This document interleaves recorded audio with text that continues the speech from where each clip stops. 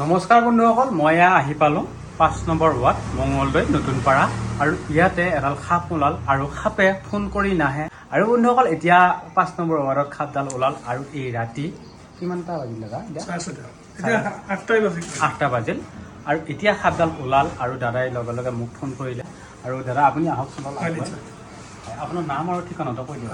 মোৰ নাম দীপ কুমাৰ দে হয় আৰু মোৰ ঘৰ মঙলদৈ নতুনপাৰা 5 নম্বৰ ৱাৰ্ডত। হয়, আজি প্ৰায় 6:30 মান বজাত মই মোৰ ঘৰত এটা সৰু সাপৰ পোৱালি দেখা পালোঁ। হয়, সাপৰ যিহেতু সৰু বৰ নাই, সেইকাৰণে মই অলপ মানে ফেচবুকৰ ফালে বিচাৰি খোজোঁ। এই ভিডিঅ' মই আগতেও পাইছোঁ, বহুত মানুহ উপকৃত হৈছে এওঁৰ কাৰণে।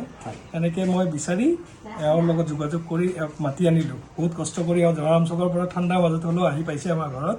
এতিয়া আমাৰ সাপডাল কেনেকৈ উদ্ধাৰ হয় আপোনালোকে লক্ষ্য কৰক। আৰু ইয়াক মই ধন্যবাদ দিছোঁ আৰু ধন্যবাদ আপোনাক কিদৰে জনাম আৰু এটা মই জনাইছোঁ। আৰু এওঁ ধুনীয়াকৈ ফোন কৰিলে আৰু আমি লগে লগে আহি ইয়াতে উপস্থিত হ'লোঁ। যিমান সোনকালে পাৰি সিমান সোনকালে আমি আহি ইয়াতে উপস্থিত হ'লোঁ আৰু বলকচোন বাৰু সাপডাল উদ্ধাৰ কৰোঁ। আপোনালোকৰো হাতত সময় কম আছে আৰু মোৰো হাতত সময় কম আছে। আৰু এতিয়া বৰ্তমান ৰাগ হৈ আছে আৰু এতিয়াতো প্ৰায় ঠাণ্ডাৰ ছিজন আৰু ঠাণ্ডাৰ ছিজন কাৰণে সাপ কমেই ওলায়। তথাপিতো কেতিয়াবা খাদ্যৰ সন্ধানত ভোকত ৰ'ব নোৱাৰি সাপে খাদ্য বিচাৰি আহে আৰু আজি দাদাহঁতৰ ঘৰত সাপডাল সোমাল। আহকচোন বাৰু আমি ধুনীয়াকৈ সাপডাল উদ্ধাৰ কৰোঁ। Please come.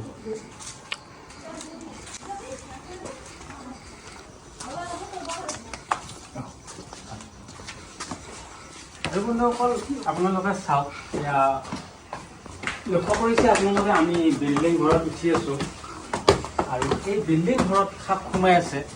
আহকচোন বাৰু আৰু ওপৰলৈ যাওঁ।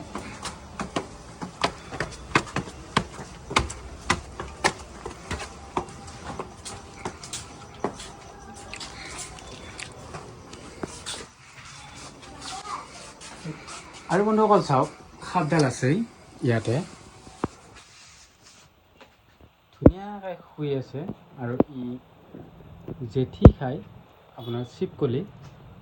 বন্ধুসকল এই লাইটৰ পোহৰত যেতিয়া জেঠী আহে আৰু এই জেঠীবোৰ ই খায় আৰু মাজে মাজে ই পঁইতাচোৰাও খায়। আৰু বন্ধুসকল এই সাপডালৰ নাম হৈছে কমন উইল্ভ স্নেক। আৰু বন্ধুসকল এই সাপডালৰ আমাৰ অসমীয়া মানুহে কিছুমানে মাৰলী গুম বুলি কয়, মালি বুৰুল বুলি কয় আৰু কিছু কিছু জেগাত ইয়াক চিকা মাৰলী বুলিও কয়। বন্ধুসকল এই সাপডাল হৈছে সম্পূৰ্ণৰূপে অবিষাক্ত সাপ আৰু এই সাপডালৰ দীঘল 1.5 ফুট 2 ফুট খিনি হয়। আৰু বন্ধুসকল এই সাপডালে কামুৰিলে মানুহে ভয় কৰিব নালাগে আৰু যিকোনো সাপে কামুৰিলে মানুহে ভয় কৰিব নালাগে আৰু ভয় কৰাৰ কাৰণত মানুহৰ মৃত্যুবৰণ হয়। সাপে কামুৰিলে চিধাই ডিষ্ট্ৰিক্ট হস্পিটেলত যাওক আৰু কোনো কাৰণত ওজা কবিৰাজ বেজ মন্ত্ৰতন্ত্ৰ বিচাৰি আপোনালোকে সময় নষ্ট নকৰিব। এতিয়া আহক আমি সাপে ধুনীয়াকৈ ৰেস্কিউ কৰোঁ।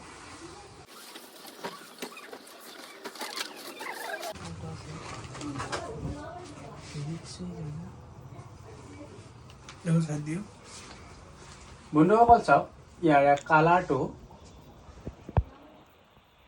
কালাৰটো চকলেট কালাৰৰ হয় আৰু মাজে মাজে বগা পেটাৰ্ণ থাকে আৰু সেইকাৰণে আমি বুজি পাওঁ এই সাপডাল চিকা মাৰলী বা কমন উইল্ভ স্নেক। আৰু বন্ধুসকল চাওক, এই সাপডালৰ খুব খং আৰু খুব ৰাগিয়াল সাপ। মই যদি ধৰোঁ এই সাপডালে মোক এবাৰ বাইট কৰিব।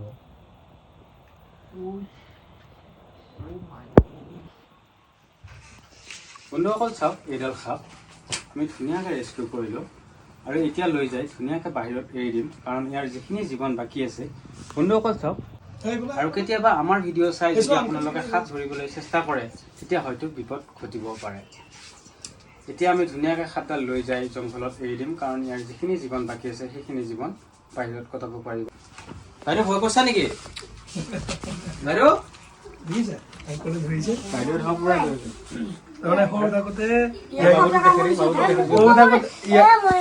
ইয়াকো একবাৰ কামুৰিছিলে সাপে, বুজিছে? সেইকাৰণে মই মানে ৰিক্স ল'ব খোজা নাই আৰু যিহেতু এইটো অকণমান চকুৰিহেন পালো মই,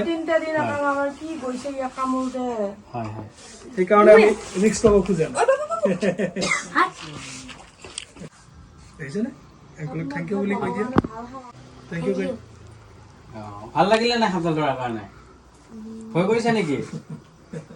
আৰু আপোনালোকক কওঁ, আমি ইয়াৰ নিজে ভুক্তভোগী। হয়, কাৰণ মোৰ বাচ্ছাটোকো আজি প্ৰায় 6 মাহমান আগত সাপে খুটিছিলে ওচৰতে ফিল্ড এখনত খেলি থাকোঁতে ই তেতিয়া ধৰক এই 6 বছৰৰে আছিলে। তাৰপাছত আমি বহুত চিন্তা কৰি থাকোঁ না, আমি মানে ডিষ্ট্ৰিক্ট মানে আমাৰ যিটো চিভিল হস্পিটেল আছে তাতেই গৈছিলোঁ। তাতে আমি যথেষ্ট মানে ভাল ট্ৰিটমেণ্ট পাইছোঁ, ইনষ্টেণ্ট ট্ৰিটমেণ্ট পাইছোঁ। বিভিন্নজনে বিভিন্ন কথা কয় যদিও আমি কিন্তু ডিষ্ট্ৰিক্ট মানে আমাৰ যিটো চিভিল হস্পিটেল আছে তাতে আমি বহুত ৰেছপন্স পাইছোঁ। আপুনি একদম ভাল কাম কৰিছে, কাৰণ আপুনি যি ওজা কবিৰাজৰ বিষয়ে ওচৰত নাযায়, হস্পিটেলত গৈছে। কাৰণ কিয় জানানে, অন্ধবিশ্বাসটো বহুত বেলেগ দুনীয়া। সেইটো হয়, অন্ধবিশ্বাস, কুসংস্কাৰ এইবিলাক বহুত বেলেগ দুনীয়া। য'ত অন্ধবিশ্বাস থাকে ত'ত কুসংস্কাৰ থাকে, য'ত কুসংস্কাৰ থাকে ত'ত ব্লেক মানি চলে। তাকে গতিকে আপুনি একদম ভাল কাম কৰিছে। আৰু এয়া যি আপুনি ওজা কবিৰাজৰ ওচৰত নগৈ ওজা কবিৰাজৰ ওচৰত গ'লে কি হ'ল হয়, 2টা কয়লা পৰ দিব লাগিল হয়, এটা ছাগলী দিব লাগিল হয়। বিভিন্ন ধৰণৰ আছে তাতে, আকৌ ভাল হোৱা নোহোৱা বহুত ধৰণৰ। সেইকাৰণে আমি ৰাইজক সজাগ কৰিবলৈ চেষ্টা কৰি আছোঁ। আৰু আমি যিখিনি কথা কৈ আছোঁ, আমি একদম দৰঙীয়া ভাষাত কথাখিনি কৈ আছোঁ, যাতে আপোনালোকে বুজি পায়, যাতে আমাৰ বিশেষকৈ আমাৰ অসমৰ মানুহখিনি একদম সতৰ্কতা হয়। সেইকাৰণে মই আপোনালোকক ভিডিঅ' বনাই চেষ্টা কৰি আছোঁ সতৰ্কতা কৰিবলৈ। আৰু যদি আপোনালোকে ভিডিঅ'টো ভাল পায় তেতিয়াহ'লে ভিডিঅ'টো যিমান পাৰে শ্বেয়াৰ কৰি আনকো জানিবলৈ সুবিধা কৰি দিয়ক। আৰু এতিয়া আমি সাপডাল ধুনীয়াকৈ এৰি দিম জংঘলত, আপোনালোকে দেখাই পাব। এইডাল সাপ হৈছে common wild snake, non venomous snack.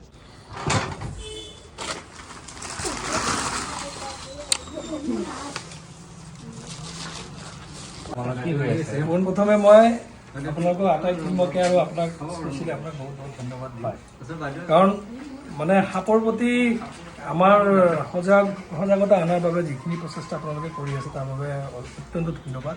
আৰু মই নিজে যিহেতু সাপৰ ভুক্তভোগী, তাৰমানে মোৰ বেবীটোক যিহেতু সাপে খুটিছিলে আৰু সেই অনুভৱটো মই ভালকৈ বুজিব, তাৰ পৰা মই অলপ নিজেও সজাগ হৈছোঁ। আৰু ৰাইজকো কওঁ যে আপোনালোকেও বাৰু সাপ দেখিলেই ভয় কৰিব লগা কথা নাই, এওঁলোক আছেই, এওঁলোকক যোগাযোগ কৰক। যোগাযোগ কৰি উঠি সাপডাল কিন্তু মাৰি পেলাব নালাগে, মাৰি দিলেইতো সমস্যা সমাধান নহয়। সিহঁতো এটা জীৱ, গতিকে সিহঁতক যদি আমি প্ৰপাৰলি ৰেস্কিউ কৰি যদি ভাল ঠাইত এৰি দিব পাৰোঁ, জংঘলত যদি এৰি দিব পাৰোঁ, সিহঁতো নিজৰ মানে খাদ্য বিচাৰি যাব পাৰিব। কিন্তু এতিয়া তেওঁলোকৰো অভাৱ হৈ গৈছে, মানুহৰ বসতি বাঢ়ি গৈছে। গতিকে আমি বহুত বেছি নকওঁ বাৰু মই, কিন্তু ধন্যবাদ দিওঁ, অন্তৰেৰে ধন্যবাদ দিওঁ যে এই ৰাতিখন আহি, ইমান ঠাণ্ডাৰ মাজতো আহি যে আপুনি সাপডাল উদ্ধাৰ কৰি আমাৰ গোটেই ঘৰখনক চিন্তাৰ পৰা মুক্তি দিলে। ধন্যবাদ। আপোনালোকৰ আশীৰ্বাদ কৰিব, আপোনালোকৰ আশীৰ্বাদে মোৰ মানে মেইন বস্তু। আৰু আপোনালোকৰ আশীৰ্বাদ বিচাৰিয়ে মই এনেকৈ ঘূৰি ফুৰোঁ, ৰাতি দিন চিন নোহোৱাকৈ মই ঘূৰি ফুৰোঁ কিয়, আপোনালোকৰ আশীৰ্বাদ পাবৰ কাৰণে। সেইকাৰণে আপোনালোকৰ আশীৰ্বাদ কৰিব। আৰু এনেকুৱা সাপ আপোনালোকৰ ওলালে কোবাই নামাৰিব। আৰু এইবোৰ থাকিলেহে আমি মানুহ জীয়াই থাকিব পাৰিম। আৰু প্ৰকৃতিৰ বস্তু এইবিলাক, ইক'চিষ্টেমৰ বস্তুটো। হয় আপুনি বুজি পাইছে। আৰু এই প্ৰকৃতিৰ বস্তু থাকিলেহে আমি মানুহ জীয়াই থাকিব পাৰিম। আৰু গছ গছনি, ভগৱানে যিখিনি বস্তু সৃষ্টি কৰিছে সেইবিলাক বস্তু থাকিলেহে আমি মানুহ থাকিব পাৰিম। বন্ধুসকল, এই সাপডাল আমি উদ্ধাৰ কৰি লৈ আহিলোঁ মংগলদৈ 5 নম্বৰ ৱাৰ্ডৰ পৰা। আৰু এতিয়া আমি ধুনীয়াকৈ এই সাপডাল এৰি দিম, চাওকচোন বাৰু। এইডাল সাপ ধুনীয়াকৈ এৰি দিম, কাৰণ ইয়াৰ যিখিনি জীৱন বাকী আছে সেই জীৱনটো ইয়াতে পাৰ কৰাব পাৰিব।